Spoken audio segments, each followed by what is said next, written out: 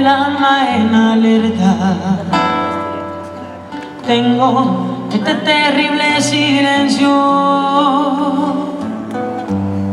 gritando insatisfecho, el miedo va por dentro.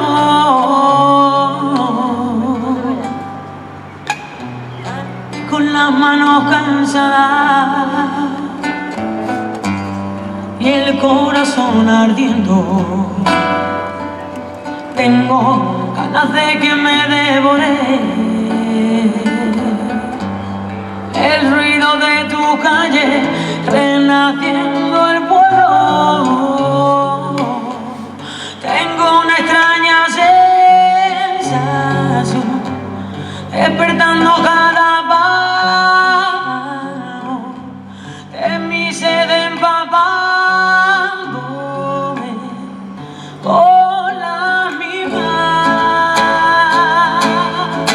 ganas de revolución que sintieron ayer, quemando risas con pintadas, empachadas en los muros de lo mismo que no te tendrían hoy, y haciendo de nosotros nubes de ceniza y escondiendo nuestra risa en la misma cuneta donde estoy buscándote, buscando mi raíz, intentando descubrir quién soy, quién soy.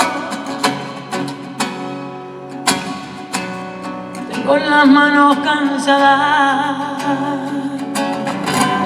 sentenciada a tu espera.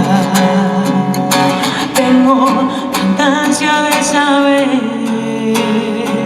la justicia no llegó y parece a mi voz. Tengo una extraña sensación, despertando cada palo de mi sed, empapándome con la misma ganas de revolución que sintieron ayer, quemando risas con pintadas, empachadas en los muros de lo mismo que no te tendrían hoy, y haciendo de nosotros nubes de ceniza y escondiendo nuestra risa en la misma cuneta donde estoy buscándote, buscando mi raíz, intentando descubrir quién soy, quién soy, y quién soy, quién soy, quién soy, pero con la misma ganas de revolución.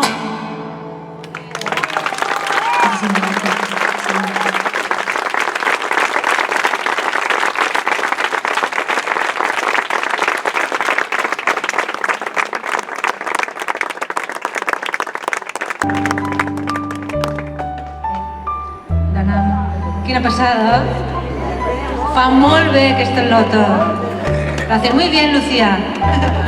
Si voleu sentir a Lucía, teniu el CD ja una altra vegada tot dit.